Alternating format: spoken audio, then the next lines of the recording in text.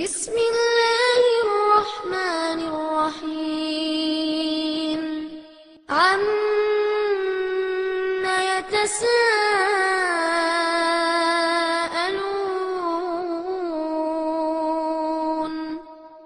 عن النبأ العظيم. இறைநேசத்தை விட்டு பெரிதும் திசை திருப்புவது பணமா பாசமா? இப்போ ஒரு மனிதன் இறைநேசனாக அல்லாஹ்விடத்துல மாறணும்னா நன்மை எவனும் தீமை தடுக்கணும். இறைநேசனாக நான் இந்த உலகத்துல வாழ்வதற்கு என்னை அதீதமாக தடுக்கக்கூடிய செயல்பாடா இன்னைக்கு உலகத்துல எது இருக்குதுன்னா பொருளாதாரம் தான் இருக்குது. இன்னைக்கு நான் போய் மக்களுக்கு மத்தியில் தாவாக்கு வாங்க அப்படின்னு கூப்பிட்டா இல்ல இந்த நேரம் வேணாம், நான் எப்ப ஃப்ரீயா இருப்பேனோ அப்ப செய்துக்கலாம். சஹாபாக்கும் ரசூலுல்லாஹ் அப்படி இருந்திருந்தா இந்த மார்க்க நம்ம அடைந்திருக்குமா?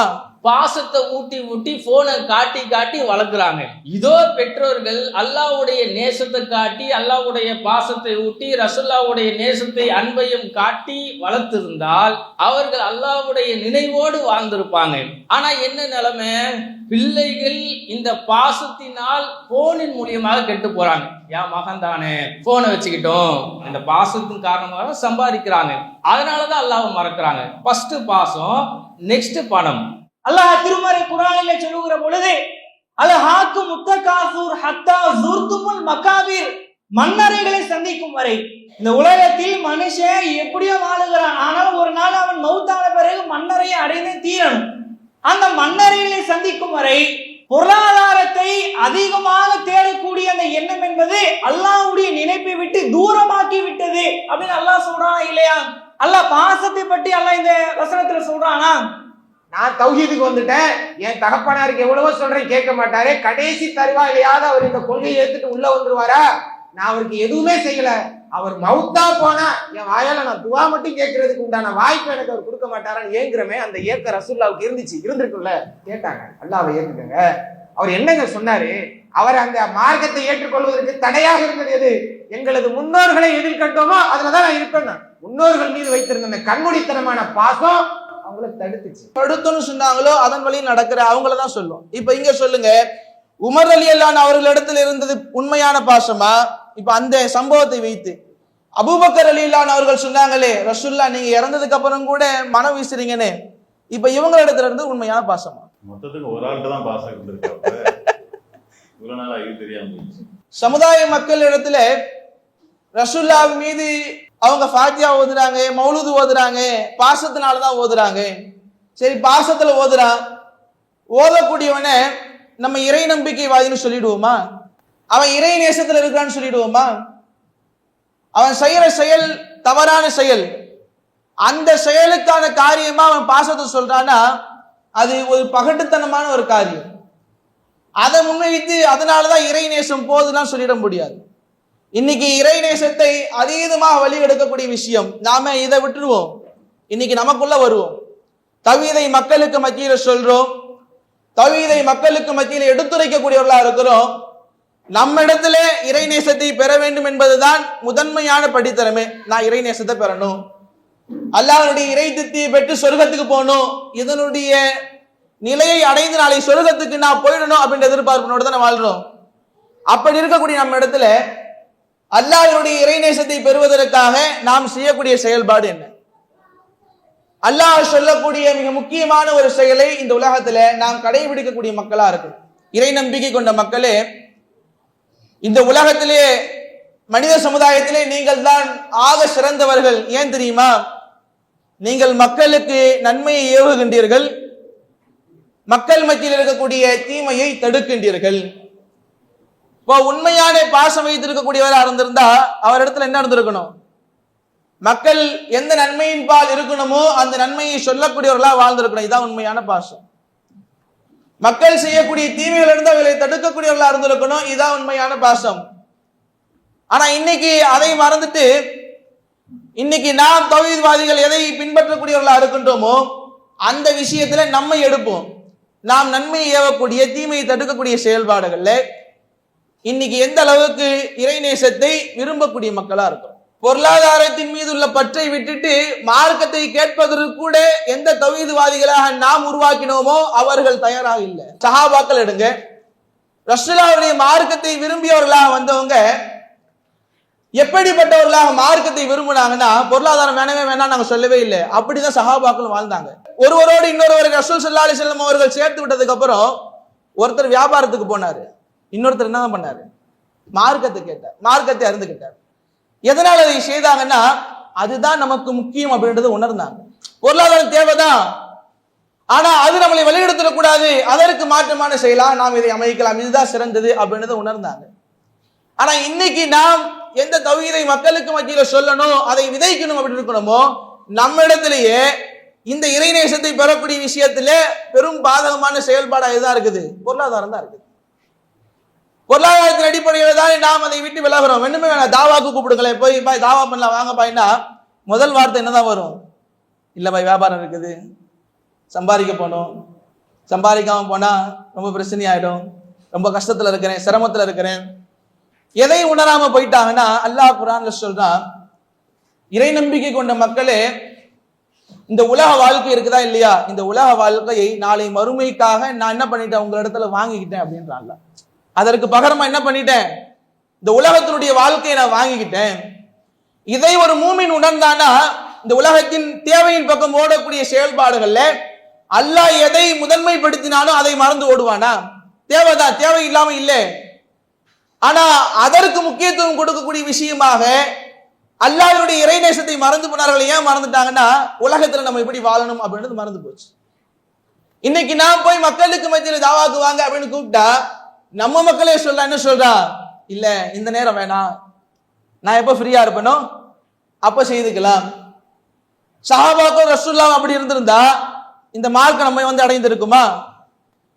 இமாம்களை பற்றி பேசுறோமே, இமாம்கள் இதே மாதிரி வாழ்ந்திருந்தாங்கன்னா இந்த மார்க்கம் நம்ம அடைந்திருக்கிறோமா? இறைநேசம் அப்படின்ற விஷயம் எடுத்துக்கோங்களேன். இறைநேசத்திற்கு நாம் ரொம்ப பிரபலமா பயன்படுத்தக்கூடிய வார்த்தை அவுலியாக்கள் சொல்லுவோம். இறைநேசர்லாம் யாரு? அவுலியாக்கள். அல்லாஹ் இறைநேசர்களுக்குரிய பண்பா எதையும் சொல்றான், எந்த பண்பை முதன்மைப்படுத்துறா, நீங்க மக்களுக்கு மத்தியில நன்மை ஏவணும், தீமையை தடுக்கணும். இப்போ ஒரு மனிதன் இறைநேசனாக அல்லாஹ்விடத்துல மாறணும்னா நன்மை ஏவணும், தீமையை தடுக்கணும். நான் தொழுறேன், என் தலையில குருவி கூடு கட்டுடுச்சு, அதனால நான் இறைநேசன் ஆயிடுவேனா? இன்னைக்கு பேசுறாங்களே இறைநேசர்கள்லாம் இப்படி தொழுவாங்க, அவங்களுடைய இபாதத் அப்படி இருக்கும்னு, நம்ம அதையும் சொல்லி முடியுமா? அல்லாஹ் சொல்றா, நீ இறை நம்பிக்கையாளன், நான் நன்மையை ஏவ தீமையை தடு. அப்போ இறைநேசனா நான் இந்த உலகத்துல வாழ்வதற்கு என்னை அதீதமாக தடுக்கக்கூடிய செயல்பாடா இன்னைக்கு உலகத்துல எது இருக்குதுன்னா பொருளாதாரம் தான் இருக்குது. அப்படிப்பட்ட பொருளாதாரத்தை சம்பாதிக்கக்கூடிய ஒரு நேரம் எனக்கு ஃப்ரீயா இருக்குதா, அப்போ நான் வரேன், மக்களை நல்வழிப்படுத்துறேன், மக்களை நேர்வழிப்படுத்தக்கூடிய செயல்பாடுகளுக்கு வரேன் அப்படின்னு பேசுறோம். அப்போ இந்த செயலை வைத்தே நாம் புரிந்து கொள்ளலாம், பொருளாதாரம் தான் என்ன பண்ணுது, மனிதனை இந்த உலகத்துல இறைநேசத்தை விட்டு மடை மாட்டுது. ஆனா சொல்லிக்கிறோம் இறைநேசத்துல வாழ்றோம் அப்படின்னு சொல்லிட்டு. இப்போ இதுல இருந்தே நாம் தெள்ள தெளிவா புரிந்துக்கலாம், பாசம் இல்லாமல இல்ல. நீங்க சொன்ன மாதிரி அல்லாஹ் சொல்றான், பிள்ளைகளும் என்னதான் சோதனை தான் அல்லாஹ் சொல்லிட்டா. ஆனா பெரிதும் வழி கெடுக்கிறது எது? புள்ள வழி கெடுக்கிறானா, பிள்ளைக்காக நாம் சம்பாதிக்க போறது வழி கெடுக்குதா? நீங்க சொன்ன மாதிரி நீங்க முதல்ல சொன்னீங்களே, எப்பா குடும்பத்துக்காக தானே சம்பாதிக்க போறேன், ஓ குடும்பத்திற்காக நான் சம்பாதிக்க போகக்கூடிய விஷயம் கூட எனக்கு போதும் என்ற விஷயம் எப்போ வரும்னா, அதை எனக்கு சோதனையாக நான் கருதும் போது, என் குடும்ப சோதனையாக கருதும் போது, நீங்க கொண்டு வந்தது போதும், இதுவே வைத்து என்னால் வாழ்ந்த முடியும் அப்படின்ற மனப்பான்மையோடு நம்முடைய குடும்பத்தார் இருந்தாங்கன்னா பொருளாதாரத்தை தேடி ஓடுவோமா? நீங்க சொன்னீங்களே அந்த பாசத்தை பெற வேண்டும்னு, பொருளாதாரத்தை ஒழுங்கா கொண்டு போய் கொட்டலன்னா கிடைக்காது, சாப்பாடே கிடைக்காது, வீட்டுல கொண்டாட்டி சோறு போடுமா? போடாது. நமக்கு தேவையான விஷயங்களை செய்து கொடுப்பாங்களா? கொடுக்க மாட்டாங்க. அப்போ இதை வைத்து நாம் தெள்ள தெளிவாக தெரிந்துக்கலாம், இந்த உலகத்துல ஒரு மனிதனுடைய இறைநேசத்தை அதீதமாக வழியெடுக்கக்கூடியது பொருளாதாரம் மட்டும்தான், பொருளாதாரம் மட்டும்தான், பொருளாதாரம் மட்டும்தான்.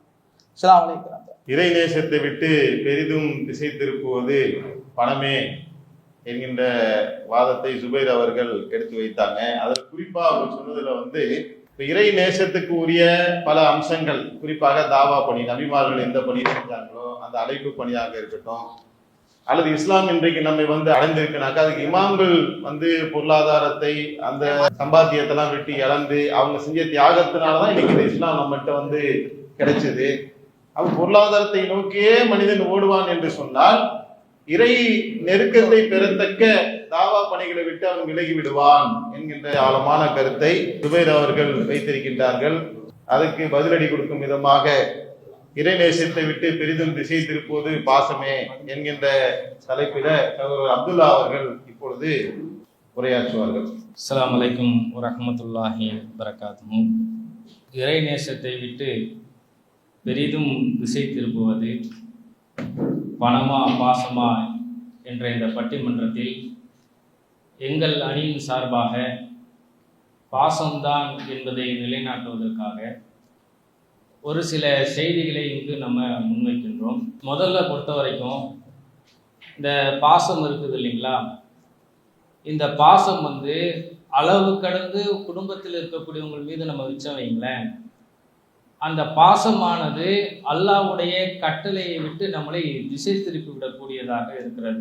இதுல நபிமார்களுடைய சம்பவங்கள்ல நிறைய செய்திகள் இருந்தாலும் குறிப்பா நூஹ் அலைஹிஸ்ஸலாம் அவங்க சம்பந்தமாக சுருக்கமா ஒரு செய்தி சொல்வதாக இருந்தால், மழை வெள்ளத்தின் மூலியமாக அந்த சமுதாயத்தை அல்லாஹ் அழிப்பதாக கட்டளையிடுகின்றான். அப்போ அவங்க கப்பலை தயார் செய்து அவர்களும் நம்பிக்கை கொண்டவர்களும் காப்பாற்றிக் கொள்வதற்காக ஒரு ஏற்பாடு செய்கிறாங்க. அவங்களுடைய மகனையும் அழைக்கிறாங்க. ஆனா மகன் என்ன செய்கிறாரு, இந்த மலையின் உச்சியின் மீது நான் நின்று கொள்வேன், இந்த மலை என்னை காப்பாற்றும். கடைசியில இறை மறுப்பாளராக முழுகடிக்கப்படுறாரு. அப்போ மகன் மீது வைத்திருந்த அந்த பாசத்தின் காரணமாக நூஹ் அலைஹிஸ்ஸலாம் அவங்க என்ன செஞ்சிட்டாங்கன்னா, இறைவா இவன் என் மகனாச்சே அப்படின்ற மாதிரி அல்லாஹ்விடத்துல பரிந்துரைக்கிறாங்க. இது நல்லாவே தெரியும், இறை மறுப்பாளர்களை பொறுத்த வரைக்கும் நிரந்தர நரகம். ஆனா இந்த பாசமானது என்ன ஆகுதுனாக்கா, அல்லாஹ்வுடைய நினைவை விட்டு திசை திருப்பக்கூடியதாக இருக்கிறது. அப்போ அல்லாஹ் சொல்லிட்டான், அவங்க உன் குடும்பத்தை சேர்ந்தவன் கிடையாது, உனக்கு அறிவில்லாதத நீ சொல்லாதன்ற மாதிரி நூஹ் அலைஹிஸ்ஸலாம் அவங்களுக்கு அறிவுரை சொல்லி அவங்க திருந்திக்கிட்டாங்க. இப்போ நம்ம வாதத்துல இந்த செய்தியை ஏன் நம்ம பதிவு செய்யறோம்னு சொன்னா, இந்த அளவு கடந்த இந்த பாசம் என்பது சில நேரங்களில் அல்லாஹ்வுடைய கட்டளையை மீற வைப்பதாக ஆகும். அப்போ அவ்வளவு இறையச்சத்தோடு இருந்த அவங்களுக்கே அந்த நிலைமைனா, நம்மளை யோசிச்சு பாருங்க. இன்னைக்கு அன்றாட நம்முடைய குடும்ப சூழ்நிலை நம்ம நினைச்சு பார்க்கணும். அப்போ அந்த நினைச்சு பார்க்கும் பொழுது நம்முடைய குடும்ப சூழ்நிலையில ஒவ்வொருவரும் நம்ம என்ன செய்யணும், அல்லாஹ் திருமறை குர்ஆன்ல சொல்லி காட்டுகின்றான், கு அன்ஃபுஸக்கும் வஅஹ்லிக்கும் நாரன், உங்களையும் உங்களுடைய குடும்பத்தாரையும் நரக நெருப்பிலிருந்து நீங்கள் பாதுகாத்துக் கொள்ளுங்கள். இப்ப பாதுகாக்கக்கூடிய வேலையை நம்முடைய சமுதாயத்துல செய்யறாங்களான்னாக்கா செய்யறது கிடையாது. பெரும்பாலானுடைய நிலைமை எப்படி இருக்குதுன்னு சொன்னா, பாசத்துக்கு அடிமையாக ஆயிடுறாங்க. இப்போ எதிர் அணியில அவங்க என்ன செஞ்சாங்கன்னா, பொருளாதாரம் பொருளாதாரம் பொருளாதாரம் தான் சொல்லி முன் வச்சாங்க. நடுவர் கூட நமக்கு ஒரு பாயிண்ட் எடுத்து கொடுத்தாரு, குடும்பம் அப்படின்ற மாதிரி ஒரு பாயிண்ட் எடுத்து கொடுத்தாரு. இப்போ ஒரு தலைவர் இருக்கிறாரு வைங்களேன், குடும்பத்துக்கு நடுவர் அவர்களே, குடும்பத்துக்கு ஒரு தலைவர் இருக்கிறாரு. ஊர்தல கூட கேட்பாங்க, தூ கைக்குபா கமாத்தா, நீ எதுக்குப்பா சம்பாதிக்கிற? நான் என் குடும்பத்துக்காக. அப்ப காசு என்பது மனைவிக்காக வேண்டியும் பிள்ளைக்காக வேண்டியும் அந்த அன்பு பாசத்துக்காக வேண்டித்தான் சம்பாதிக்கிறார்களே தவிர அல்லாஹ்வுடைய நினைவை விட்டு அப்புறப்படுத்துவது காசு ஒரு காரணம் தான், அதுல மாற்றுக்கிறது கிடையாது. மூல காரணத்தை நம்ம பார்க்கணும். இது ரெண்டாவது காரணம் தான், காசை பொறுத்த வரைக்கும் ரெண்டாவது காரணம் தான். முதல் காரணம் என்னன்னாக்கா பாசம்தான்.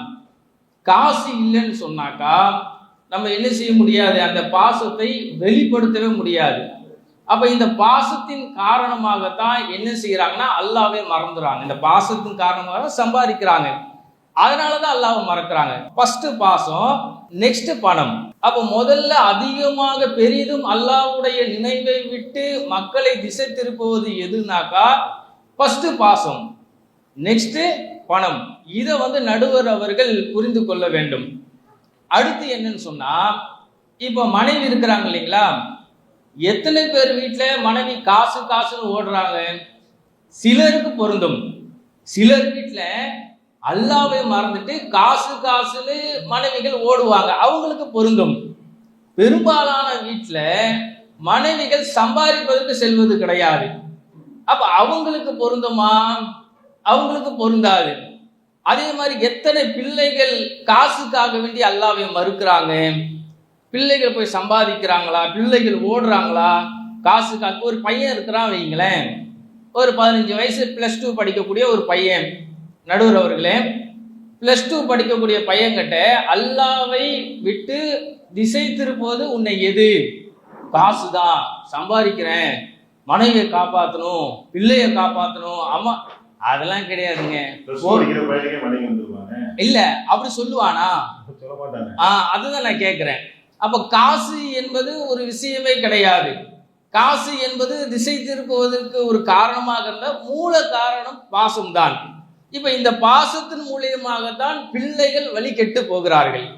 மனைவிகள் லவ் பண்ணிடுறான். அப்ப குடும்பத்துல என்ன ஒரு பாசம் எப்படியெல்லாம் வழி கெடுக்குதுன்னா, ஒரு பிள்ளை இருக்கிறான் வைங்களேன், இன்னைக்கு உள்ள சூழ்நிலையில புரிஞ்சு நம்ம பேசணும்.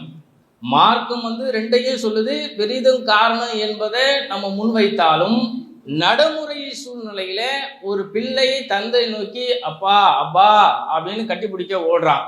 அவரும் ஆசையா என்ன செய்யறாரு, மகனே அப்படின்னு வராரு, கொஞ்சம் ஃபோன் தேவும், ஃபோனு கொடுங்க, முதல்ல ஃபோனை கொடுங்க. அவன் எதுல போய் அவனுடைய கவனத்தை திசை திருப்புறான்? போன்ல. அதுக்கு காரணம் என்ன? பாசத்தை ஊட்டி ஊட்டி போனை காட்டி காட்டி வளர்க்குறாங்க. இதோ பெற்றோர்கள் அல்லாஹ்வுடைய நேசத்தை காட்டி, அல்லாஹ்வுடைய பாசத்தை ஊட்டி, ரசூலுல்லாஹ்வுடைய நேசத்தை அன்பையும் காட்டி வளர்த்திருந்தால் அவர்கள் அல்லாஹ்வுடைய நினைவோடு வாழ்ந்திருப்பாங்க. ஆனா என்ன நிலைமை? பிள்ளைகள் இந்த பாசத்தினால் போனின் மூலியமாக கெட்டு போறாங்க. என் மகன் தானே, போனை வச்சுக்கிட்டோம் பார்க்கட்டும். அப்ப அவனுடைய நேரம் முழுவதும் எதுல கழியுது?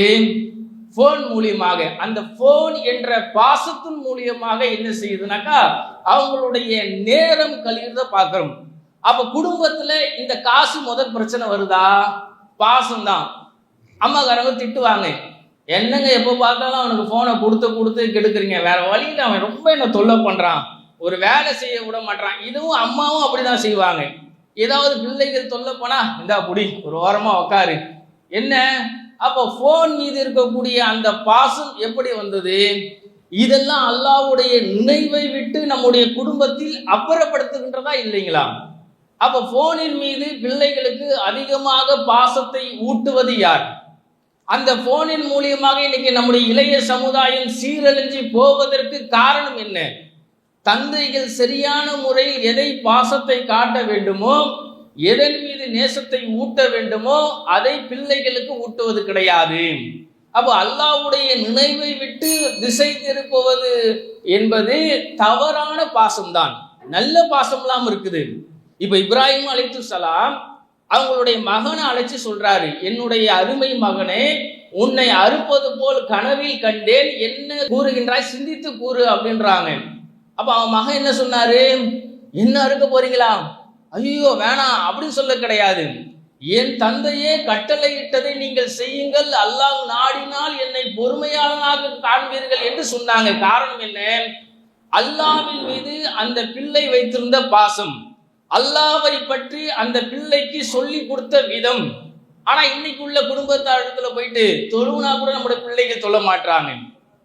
அந்த பெண் பிள்ளைகளாக இருக்கக்கூடியவர்களுக்குள்ள தொழுகிறது கிடையாது. காரணம் என்ன? அந்த பிள்ளைகளுக்கு எதை ஊட்டி பாசத்தை காட்ட வேண்டுமோ, எதன் மூலியமாக பிள்ளைக்கு இரையச்சம் ஊட்ட வேண்டுமோ அதையெல்லாம் செய்யறதே கிடையாது.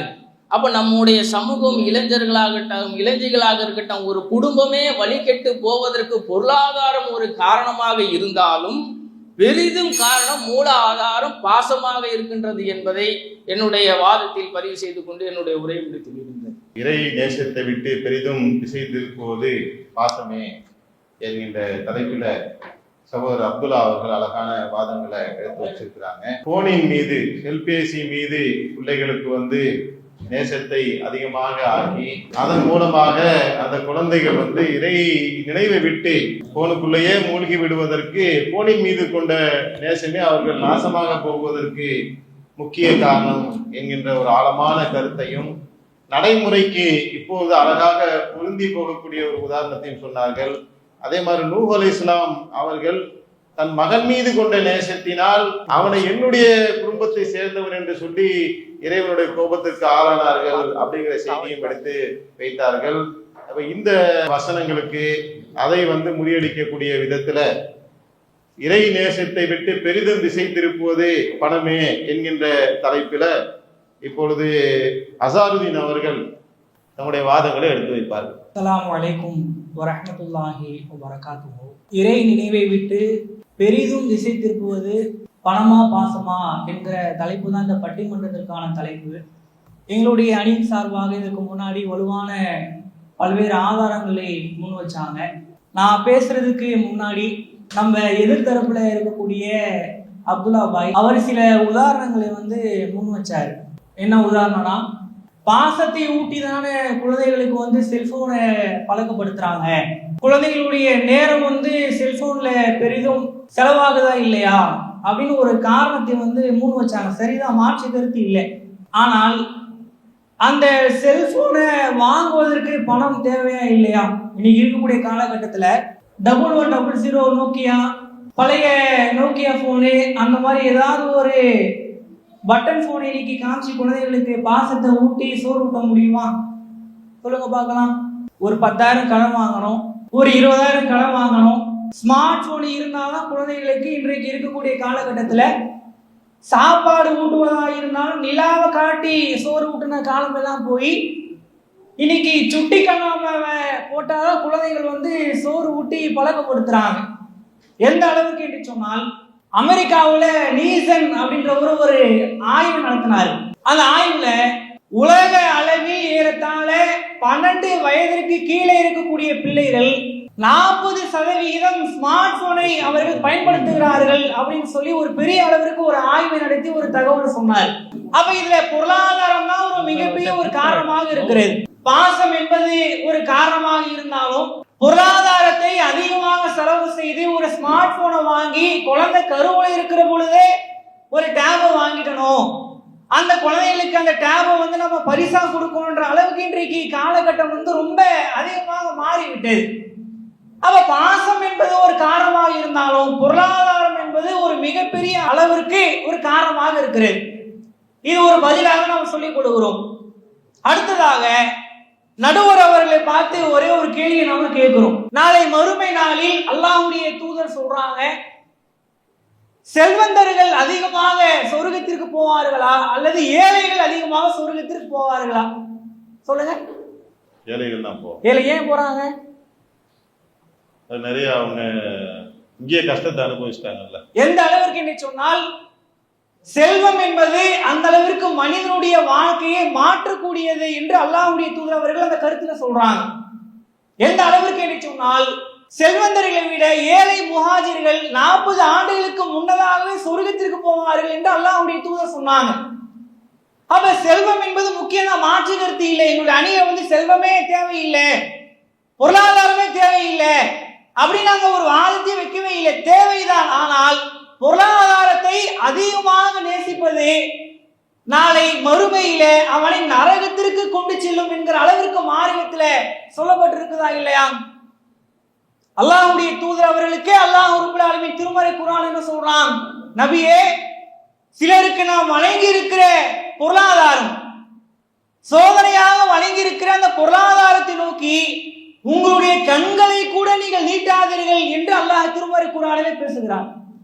பார்க்காதீங்க, பார்த்தீங்கன்னா உங்களுக்கு கூட சில மன நெருடல்கள் ஏற்படும், கண்களை கூட நீட்டாதீங்க என்ற அளவிற்கு பொருளாதாரத்தை குறித்து அல்லாஹ் திருமறை குர்ஆனிலே பேசுகிறானா இல்லையா? அல்லாஹ் திருமறை குர்ஆனிலே சொல்லுகிற பொழுது, அல்ஹாக்கு முத்தகாசூர் ஹத்தா ஜுர்துமுல் மகாபிர், மன்னரைகளை சந்திக்கும் வரை இந்த உலகத்தில் மனுஷன் எப்படியோ வாழுகிறான், ஆனால் ஒரு நாள் அவன் மௌத்தான பிறகு மன்னரையை அடைந்தே தீரணும். அந்த மன்னரைகளை சந்திக்கும் வரை பொருளாதாரத்தை அதிகமாக தேடக்கூடிய அந்த எண்ணம் என்பது அல்லாஹ்வுடைய நினைப்பை விட்டு தூரமாக்கி விட்டது அப்படின்னு அல்லாஹ் சொல்றானா இல்லையா? அல்லாஹ் பாசத்தை பற்றி அல்லாஹ் இந்த வசனத்துல சொல்றானா? சொல்லுங்க பார்க்கலாம். மனைவியை பத்தி அல்லாஹ் பேசுறானா? பிள்ளைகளை பத்தி அல்லாஹ் பேசுறானா?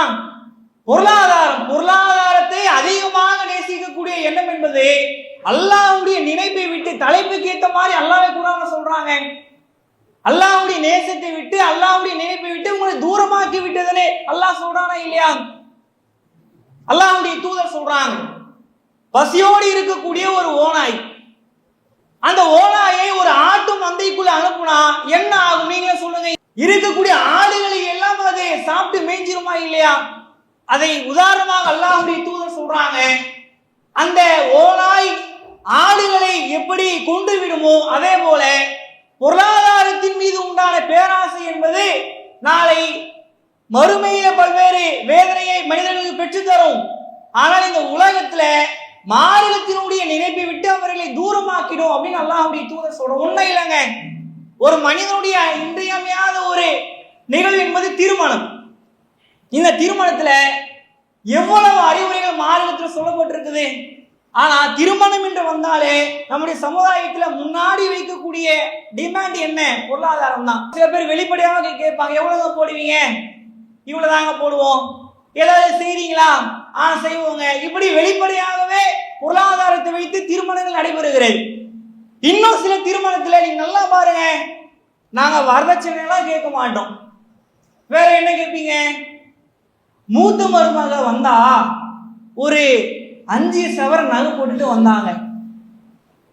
2வது மருமக வந்தா நல்லபடியா வந்தா, நல்லா வச்சிருக்கிறோம், ஒரு 3 சவரன் நகை போட்டுட்டு வந்தா, நாங்க உங்ககிட்ட கேட்கலாம் மாட்டோம், நீங்களாக யாருடைய உள்ளமும் பாதிக்கப்படாத மாதிரி நீங்களே போட்டுருங்க அப்படின்னு திருமணத்திலேயே இந்த பொருளாதாரத்தை வைத்து ஒரு நிகழ்வு அரங்கேறுதா இல்லையா? திருமணத்தை பத்தி மார்க்கம் என்ன சொல்லுது? அது ஒரு இபாதத்துன்னு சொல்லுதா இல்லையாங்க? அந்நிக்காஹு மின் சுன்னத்தி, அல்லாஹ்வுடைய தூதர் சொல்றாங்க, திருமணம் என்பது என்னுடைய வழிமுறை. தொழுகை எப்படி ஒரு வணக்கமோ, நோன்பு எப்படி ஒரு வணக்கமோ, அதே போல திருமணம் என்பது ஒரு வணக்கம். அந்த வணக்கத்துல மார்க்க அடிப்படையில் யாரு பெண்றாங்க? அல்லாஹ்வுடைய தூதர் ரொம்ப அழகாக சொன்னாங்க, இந்த உலகத்தில் ஒரு பெண் 4 காரணங்களுக்காக மனம் முடிக்கப்படுகிறார். 4 காரணம். அதுல முதலாவது காரணமாக அல்லாஹ்வுடைய தூதர் சொன்னாங்க, லீ மாலிஹா, அவளுடைய செல்வத்திற்காக மனம் முடிக்கப்படுகிறாள். முதல் காரணமே செல்வம் தான். இன்னைக்கு யாருங்க ஒண்ணே இல்ல, பள்ளிவாசல எதின்னு ஒரு ஆள் இருக்கிறாரு, குர்ஆன் மையமாக ஒரு மாப்பிள்ளை இருக்கிறாரு, அப்படிப்பட்ட மாப்பிள்ளை உங்க பொண்ணுக்கு நீங்க கட்டு கொடுப்பீங்களா அப்படின்னு கேட்டா இன்னைக்கு யார் முக்கியத்துவம் கொடுக்குறாங்க? மார்க்கத்திற்கு யார் முக்கியத்துவம் கொடுக்குறாங்க? சொந்த வீடு இருக்குதா, அல்லது லேண்ட் கீண்டு ஏதாவது இருக்குதா, பைக் ஏதாவது வாங்கி தருவீங்களா? ஏதாவது ஒரு பொருளாதாரத்தை மையமாக வச்சுதானே இன்றைக்கு காலத்துல திருமணம் என்பது நடைபெறுகிறது. மார்க்கத்தை முன்வைத்து நடைபெறுகிறதா? அல்லாஹ்வுடைய தூதர் சொன்னாங்க, இன்ன ஆதம நிக்காஹி பரக்கத்தன் ஐஸரஹு மௌனா, எந்த திருமணத்தில் குறைந்த செலவு மேற்கொள்ளப்படுகிறதோ அந்த திருமணத்தில் அல்லாஹ்வுடைய அருள் இருக்கிறதுன்னு சொன்னாங்க. ஒரு பெரிய ஒரு ஆடம்பரமான திருமணத்தை நடத்தினாலும் கூட அல்லாஹ்வுடைய அருள் இருக்குமா? கிடையாது, கிடைக்காது. ஆனால் குறைந்த செலவை மேற்கொள்ளுங்கள், எந்த அளவிற்கு சுருக்க முடியுமோ நீங்கள் சுருக்குங்க அப்படின்னு திருமணத்தை பத்தி அல்லாஹ்வுடைய தூதர் சொன்னாங்களா இல்லையா? ஒரே ஒரு ஹதீஸை நான் சொல்லிக்கிறேன். உம்மு சுலைம் ரலியல்லாஹு அன்ஹா என்கிற ஒரு சஹாபிய பெண்மணி, அவருடைய வாழ்க்கையில 2 பகுதியாக அவங்களுடைய வாழ்க்கையை பிரிக்கலாம். முதலாவது வாழ்க்கையில அவங்க இணை கற்பிக்கக்கூடியவர்களாக இருந்தாங்க, அல்லாஹ்வை மறுக்கக்கூடிய ஒரு கொள்கையில இருந்தாங்க. ஆனால் அல்லாஹ்வுடைய நாட்டத்தினால் இவர்கள் இஸ்லாத்தை ஏற்றுக்கொள்கிறார்கள். கணவன் இஸ்லாத்தை ஏற்றுக்கொள்ளல, இருந்தாலும் அல்லாஹ் தான் முக்கியம், அல்லாஹ்வுடைய மார்க்கம் தான் முக்கியம் என்று சொல்லி பொருளாதாரத்திற்கு முன்னுரிமை கொடுக்காம கணவன் எப்படி இருந்தாலும் சரி மார்க்கம் தான் முக்கியம் அப்படின்னு மார்க்கத்தை ஏற்று அல்லாஹ்வுடைய மார்க்கத்தின்படி வாழ்ந்தாங்களா இல்லையா குழந்தையோடு? இரண்டாவது அவருடைய வாழ்க்கையில பார்க்கிற பொழுது அபூ தல்ஹா என்ற ஒரு நபித்தோட ஆரம்பத்தில் இஸ்லாத்தை ஏற்கல, ஆனால் அவர் மனம் முடிப்பதற்காக விருப்பத்தை கேட்டு வராரு. அந்த நேரத்திலும் உம்மு சுலைம் ரலியல்லாஹு அன்ஹா அவங்க வைத்த டிமாண்ட் என்ன? நீங்க இஸ்லாத்தை ஏற்கலங்க, அல்லாஹ்வுடைய மார்க்கத்தை ஏற்கல, முஸ்லிமே இல்லை, நீங்க அல்லாஹ்வை மறுக்கிற பொழுது உங்களை எப்படி நான் திருமணம் செய்து கொள்ள முடியாது, நீங்க இஸ்லாத்தை ஏற்றுக்கொள்ளுங்கள், நான் உங்களை திருமணம் முடித்துக் கொள்ளுகிறேன். பொருளாதாரத்தை பார்த்தாங்களா?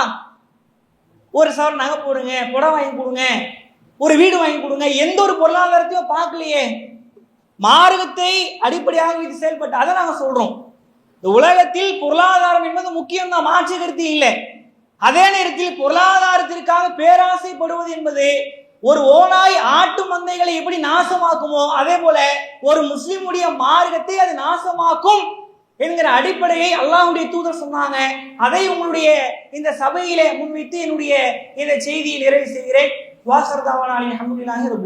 இறை நேசத்தை விட்டு பெரிதும் திசை திருப்புவது பணமே என்கின்ற உரையை அசாதுதீன் அவர்கள் மிக அழகாக எடுத்து வச்சாங்க. நபிகள் நாயகம் ஸல்லல்லாஹு அலைஹி வஸல்லம் அவர்களை பார்த்து அல்லாஹ் சொன்னான், அந்த உலக வாழ்க்கையின் பக்கம் உடைய கண்களை நீட்டாதீர் என்று அல்லாஹ் சொல்லக்கூடிய அந்த விஷயம். அதே மாதிரி செல்வத்தை பெருக்குகின்ற ஆசை ஒரு மனிதனை கபருக்கு போற வரைக்கும் என்ன செய்து அவனை அதே சிந்தனையிலே அவனை வாழுகின்ற காரணத்தினால் இறை சிந்தனையை விட்டு அவன் தடுமாறி விடுகின்றான் அப்படிங்கிற ஒரு விஷயத்த சொன்னாங்க. அதே மாதிரி திருமணம் என்கின்ற ஒன்று வரக்கூடிய நேரத்தில் அது மார்க்கம் தான், எல்லாமே இறை நினைவு உட்பட்டதுதான். அதுல திருமணம் என்று வந்துவிட்டால் அந்த பொருளாதாரத்தை மையப்படுத்தி அவன் மார்க்கத்தை காற்றில பறக்க விட்டு விடுகின்றான். இது போன்ற பல ஆதாரங்களை அள்ளி அடுக்கி இருக்கின்றார்கள். இறை நேசத்தை விட்டு பெரிதும் திசை திருப்புவது பாசமே என்கின்ற தலைப்பில பாசத்தோடு நிஜாமுதீன் அவர்கள் தம்முடைய அகமான வாதங்களை எடுத்து வைப்பார்கள். இறை நேசத்தை விட்டு பெரிதும் திசை திருப்புவது பணமா பாசமா? நம்ம ஆக்ரோஷமா எல்லாம் பேசுற மாதிரிலாம் இல்லை. எதிரணியில பேசும் பொழுது இந்த பொருளாதாரம் தான் சோதனைன்னு அல்லாஹ் சொல்றான், பொருளாதாரம் தான் சோதனைன்னு அல்லாஹ் சொல்றான் அப்படின்னாங்க. நம்ம யாருமே அதை மறுக்கவே இல்லை. 3 வாட்டி சொன்னாங்க. ஆமா, 3 டைம் அல்லாஹ் உங்களுக்கு அருள் செய்யணும். பொருளாதார சோதனை இல்லைன்னு நம்ம சொல்லவே இல்லை. அதுக்கு நடுவர் பேசும் பொழுது கூட, குறுக்கிட்டு பேசும் பொழுது கூட சொன்னாங்க, என்ன சொன்னாங்கன்னா, இல்லையே அது கூட பெண்களும் சோதனை அப்படின்னு வருது, இல்லை அது இன்னொரு அறிவிப்பு அப்படின்னு சொன்னாங்களே. ஆமா, அல்லாஹ் சொல்றான்ல, பொருளாதாரமும் சோதனை தான், குடும்பமும் சோதனை தான். மூசா நபி அவர்களுடைய சமுதாயத்தில், என்னுடைய சமுதாய மக்களிடத்தில் நான் அஞ்சுவது பெண்கள் தான். பெண்களால் அவங்க அதிகமா சோதிக்கப்படுவாங்க சொன்னாங்களா இல்லையா? ஆமா, நம்ம அதெல்லாம் யாரும் மறுக்கல. பொருளாதார சோதனை இல்லைன்னா சொல்ல வரல, பதில் சொல்றோம் அப்படின்ற பேர்ல ஒரு விஷயத்த மட்டும் சொல்லிட்டு மார்க்கம் சொல்லக்கூடிய இன்னொரு விஷயத்த நமக்கு தேவையானதை எடுத்துட்டு தேவையில்லாத அப்படி தள்ளிலாம் வச்சிடக்கூடாது. ரெண்டாவது என்ன அப்படின்னு கேட்டாக்க, ஒரு மனிதனுடைய இறை நேசத்தை விட்டு ஒரு முஸ்லிம் திசை திருப்புறது குடும்பத்தின் மீது உள்ள பாசம், அதுதான் அடிப்படை காரணம். பொருளாதாரம் யாரும் சும்மாலாம் சேர்க்கல. நன்மையை ஏவி தீமையை தடுப்பது இறை நேசத்தினுடைய ஒரு அங்கம் எதிர்நிலை பேசும்போது சொன்னாங்க.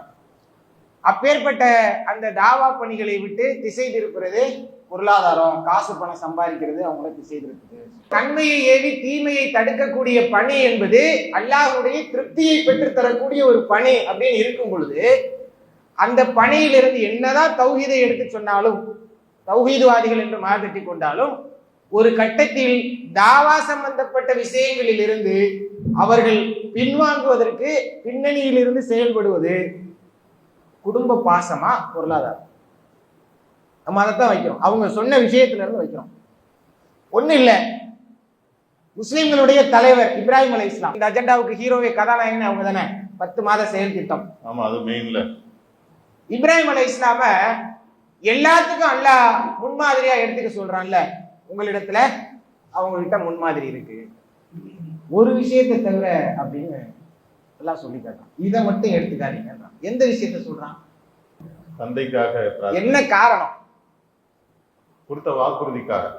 பாசம் சொல்லிட போறீங்க நீங்க பாட்டு. அவங்க தந்தைக்காக என்ன பண்ணாங்க? பாவ மன்னிப்பு கேட்டாங்க. அல்லாஹ் இணை வைக்கக்கூடிய நபர்களை ஒருபோதும் மன்னிக்க மாட்டான் எனும் பொழுது, தன்னுடைய தந்தைக்காக பாவ மன்னிப்பு கேட்கக்கூடிய நிலைக்கு ஒரு கட்டத்துல அவங்க ரொம்ப ஸ்ட்ராங்கா இருந்தவங்க தான். ஒரு கட்டத்துல பாவ மன்னிப்பை கேட்டு அல்லாஹ் அதுல இருந்து முன்மாதிரி எடுக்காதீங்க, அது தவறுன்னு சொல்லக்கூடிய ஒரு நிலையில இப்ராஹிம் அலைஹிஸ்ஸலாம் இருந்தாங்க அப்படின்னாக்க, அந்த இடத்துல அந்த தடுமாற்றத்துக்கான காரணம் எது? இப்ராஹிம் அலைஹிஸ்ஸலாம் அவர்களை எந்தெந்த விஷயத்துல எல்லாம் அல்லாஹ் சோதிச்சு பார்த்தா? அல்லாஹ் தன்னுடைய உற்ற தோழனாக சொல்றான், பல கட்டங்களாக சோதனை சொல்றான். ஒண்ணு, குழந்தைய அறுத்து பலியிட சொல்றான். மனைவி கை குழந்தையோட பாலைவனத்துல கொண்டு போய் விட்டுட்டு வர சொல்றான். இவை அனைத்தையும் அல்லாஹ் இப்ராஹிம் அலைஹிஸ்ஸலாம் அவர்களுக்கு அவருடைய இறை நேசத்தை, இறை திருப்தியை சோதித்து வெளிக்கொண்டுவதற்கு வச்ச சவால் என்ன அப்படின்னு கேட்டா பாசமா இறைநேசமா அப்படின்றதுதான். அதைத்தானே முன்ன வச்சான். ஏன்னா ஒரு மனுஷனுடைய மனசை பாசம் திசை திருப்போம் அப்படின்றதுக்காக தான் இப்ராஹிம் அலைஹிஸ்ஸலாமுக்கு வச்ச சோதனை என்ன, குடும்பத்தார முன்ன வச்சு சோதனை வச்சான். பணமா நேசமானு வைக்கல, பாசமா புள்ள மேல இருக்கக்கூடிய ரொம்ப நாளா நீண்ட நாளா குழந்தை இல்ல, இவர் வச்சா அறுப்பாரா மாட்டாரா, இல்ல புள்ள பாசம் அவரை தடுக்குமா. பச்சை உடம்புக்காரி இப்பதான் புள்ள பத்திரிக்கை நம்ம எல்லாம் சொல்லுவோம்ல, நடைமுறை வழக்கு தமிழ்ன்றதுனால சொல்றேன். குழந்தைன்னு கூட பார்க்காமங்க கொண்டு போய் விடக்கூடிய அளவுக்கு ஒரு டெஸ்ட் வச்சாலும் அல்ல. யார முன்னிறுத்தி வச்சான்? ஒண்ணு மனைவி, இன்னொன்னு இல்லை கை குழந்தை. பாசமா இறைநேசமா வச்ச டெஸ்ட் என்ன? அதுதான். இன்னொரு விஷயத்த சொல்ல போனா ஹன்லலா அப்படின்னு சொல்லிட்டு ஒரு நபித்தோழர் இருக்கிறாங்களா, ரசூலுல்லாஹ்வோட எழுத்தர்கள்ல ஒருத்தரா இருந்தார். அவர்கிட்ட அபூபக்கர் சித்திக் ரலியல்லாஹு அன்ஹு அவங்க போய் என்ன எப்படி இருக்கிறீங்க அப்படின்னு கேட்கும் பொழுது அவங்க சொன்ன வார்த்தை என்ன சொன்னாங்க? இல்ல நான் நயவஞ்சகனா மாறிட்டேன். நயவஞ்சகனா ஆகக்கூடிய அளவுக்கு அவங்க அப்படி என்னங்க வேலை செஞ்சாங்க? எதனால பாரதூரமான குற்றம் எதனா பண்ணாங்களா? ஏன் அப்படி சொல்றீங்க அப்படின்னு கேட்கும் பொழுது அவங்க சொன்ன வார்த்தை என்ன தெரியுமா? இல்ல நபிகளார் கூட இருக்கும் பொழுது அவர்கள் சொல்லக்கூடிய சொர்க்கம் குறித்து அவர்கள் சொல்லக்கூடிய செய்தி, மறுமை குறித்து அவர்கள் சொல்லக்கூடிய செய்தி, இவை எல்லாத்தையும் கேட்டுட்டு அப்படியே அந்த ஃபீல்ட்லயே இருக்கும் போது அப்படியே பூஸ்டப் ஆனது மாதிரி இருக்கும். கொஞ்சம் அந்த இடத்த விட்டு அப்படி நைஸா நவுந்து போறோம், எங்களுடைய மனைவி மக்கள் குடும்பம் எல்லாம் எங்க கவனத்தை திசை திருப்பிடுது. அப்போ ஒரு மனுஷனுடைய கவனத்தை இறை நேசத்தை விட்டு திசை திருப்புறது எது? குடும்பம். இன்னொரு சம்பவம் சொல்றோம். நபிகள் நாயகம் ஸல்லல்லாஹு அலைஹி வஸல்லம் அவர்கள் எல்லா விஷயத்திலையும் கரெக்ட். அவங்க இடத்துல நம்ம முன்மாதிரி எடுத்துக்கலாம், அழகிய முன்மாதிரின்னு சொல்றாங்க. அல்லாஹ் சொல்லி காட்டுறான். ரசூலுல்லாஹ் ரொம்ப நேர்மையாளரா இருக்காங்க. ஒரு கட்டத்துல தொழுதுகிட்டு இருக்கும் போது தொழுது முடிச்சுட்டு வீட்டுல வேகமா போய் என்னத்தை எடுத்துட்டு வந்தாங்க? ஜக்காத்தா ஒரு வெள்ளி கட்டி எடுத்துட்டு தொழுது முடிச்ச கையோட ஓடுறாங்க. வெள்ளி கட்டி எடுத்துட்டு அப்பதான் ஞாபகம் வருது, ஜக்காத்தா பொருளாச்ச மறந்துருவோமே அப்படின்னு கொண்டு எடுத்துட்டு வைக்கிறாங்க. இது அந்த வெள்ளி கட்டி மீது அவங்க கவனம் போகல. அந்த வெள்ளிக்கட்டு அவங்களுடைய இறையச்சத்தை திசை திருப்பல. ஒரு இடத்துல ரசூலுல்லாஹ் மிம்பர்ல ஏறி உரை நிகழ்த்திக்கிட்டு இருக்கிறாங்க. எய்தாப்புல அவங்க பேர குழந்தை நடந்து வர்றாங்க, தத்தி தவழ்ந்து அப்படி நடந்து வர்றாங்க. அந்த குழந்தை பேர குழந்தை மேல இருக்கிற பாசம் மிம்பர்ல இருக்கிற ரசூலுல்லாஹ்வையே கீழே ஓடி வர வச்சுச்சு. ஆசையில போய் தூக்குனாங்கன்ற சம்பவம் பாக்குறோமா? அப்போ வெள்ளிக்கட்டியின் மீது கொஞ்சம் அந்த கவனம் திசை திரும்பல, குழந்தையோட அந்த நட அவங்கள திசை திரும்ப விட்டுருக்கு. அது கொஞ்ச நேரத்தில் அவங்களையே மயக்கக்கூடிய அளவுக்கு அந்த குழந்தை பாசம் என்பது இருக்கிறது. இப்போ இவை அனைத்தும் என்ன பண்றோம்? பாசத்தினால் ஒரு மனிதனுடைய இறைநேசம் திசை திருப்பப்படுகிறது. இது பல்வேறு ஆதாரங்களை நம்ம முன் வச்சிருக்கிறோம். அதே போல நபிகள் நாயகம் ஸல்லல்லாஹு அலைஹி வஸல்லம் அவர்கள் இந்த மார்க்கத்தை மக்கள் மத்தியில் எத்தி வைப்பதற்கு மிகவும் பின்புலமாக உறுதியாக இருந்து அவர்களுக்கு உதவியா இருந்தது யாருன்னு கேட்டா அவங்களுடைய பெரிய தகப்பனார். அவங்க இருக்கிறாங்கன்னா எதிரிகள் ரசூலுல்லாஹ்வை எதிர்ப்பதற்கு கூட அச்சப்படக்கூடிய அளவுக்கு அவங்க அந்த அளவுக்கு பக்கபலமா இருந்தாங்க. இந்த மார்க்கத்தை பிரச்சாரம் செய்வதற்கு இஸ்லாத்தை ஏற்றுக்கொள்ளாத ஒரு நபர் பக்கபலமாக இருந்தாருன்னா ரசூலுல்லாஹ்வோட பெரிய தகப்பனார சொல்லுவாங்க. அவங்க என்னங்க கோரிக்கை வச்சாங்க? கடைசியில எல்லாருக்கும் இருக்கிற ஆசை தானே. இப்ப நம்மில் இருக்கக்கூடிய எத்தனையோ நபர்களுக்கு ஒரு ஏக்கம் இருக்கும். என் பெத்து வளர்த்தவன், என்னோட தகப்பன், என்னோட அம்மா, என்னோட அத்தா, அவன் தான் தூக்கி வளர்த்தான், எல்லாமே பண்ணா. நான் தௌஹீதுக்கு வந்துட்டேன், என் தகப்பனாருக்கு எவ்வளவோ சொல்றேன் கேட்க மாட்டாரு, கடைசி தருவாயிலையாவது அவர் இந்த கொள்கையை ஏத்துட்டு உள்ள வந்துருவாரா? நான் அவருக்கு எதுவுமே செய்யல, அவர் மவுத்தா போனா என் வாயால நான் துவா மட்டும் கேட்கறதுக்கு உண்டான வாய்ப்பு எனக்கு அவர் கொடுக்க மாட்டாரான்னு ஏங்குறமே அந்த ஏக்க ரசூலுல்லாஹ்வுக்கு இருந்திருக்குல்ல. கேட்டாங்க, அல்லாஹ்வை ஏத்துக்கங்க. அவர் என்னங்க சொன்னாரு? அவர் அந்த மார்க்கத்தை ஏற்றுக்கொள்வதற்கு தடையாக இருந்தது எது? எங்களது முன்னோர்களை எதில் கண்டோமோ அதுலதான் நான் இருப்பேன். முன்னோர்கள் மீது வைத்திருந்த அந்த கண்மூடித்தனமான பாசம் அவங்களை தடுத்துச்சு. வரதட்சணை வரதட்சணை வரதட்சணைன்னு சொல்றாங்க. பெரிய பொண்ணுக்கு பெரிய மருமக அவ்வளவு போட்டு வந்துட்டா, சின்ன மருமக இவ்வளவு போட்டுட்டு வந்துட்டா. யார் கொடுக்க சொன்னது? சரி, கேட்கவே இல்லை. பெண்ணை பெற்ற பெற்றோர்கள் கம்முன்னு கல்யாணம் முடிச்சு கொடுக்குறாங்களாங்க. பெண்ணை பெற்றாச்சு வளர்த்தாச்சு, போற இடத்துல சும்மா அனுப்பிச்சு வைக்கிறது, காதுல கழுத்துல மூக்குல பூட்டி அனுப்புறது யாரு? பெண்ணை பெற்றோர். பெண்ணின் மீது, பெண் பிள்ளை மீது இருக்கக்கூடிய கண்மூடித்தனமான பாசம் அந்த இடத்துல வரதட்சணைய கொடுப்பதை விட்டு இது பண்ணுது. அதே மாதிரி ஆடம்பர திருமணங்கள், இதுவும் பாசம் தான். இன்னும் ஏராளமான விஷயங்கள் இருக்கு. இன்ஷா அல்லாஹ் எங்களுக்கு பின்னால் வரக்கூடிய எங்களுடைய அணித்தலைவர் அதற்கான பதிலுரைகளை அறிப்பார். அஸ்ஸலாமு அலைக்கும். மத்தளத்துக்கு ரெண்டு பக்கம் இடிக்கிறவன் நம்மளை போட்டு இடிக்கிறாங்கப்பா. இறை நேசத்தை விட்டு பெரிதும் திசை திருப்புவது பாசமே அப்படிங்கிற தலைப்புல சகோதரர் நிஜாம் அவர்கள் வலுவான ஒரு வாதத்தை முன்வைத்திருக்கின்றார்கள். இப்ராஹிம் அலைஹிஸ்ஸலாம் அவர்களுக்கு அல்லாஹ் வைத்த மகத்தான சோதனை என்று அல்லாஹ் சொல்லக்கூடிய சோதனை ஒன்று பிள்ளையை அறுக்குமாறு இடப்பட்ட கட்டளை. அந்த கட்டளை பொருளாதாரம் சார்ந்த கட்டளை இல்லையா? அந்த பொருளாதாரத்தை வச்சு அல்ல சோதிச்சிருக்கலாமே.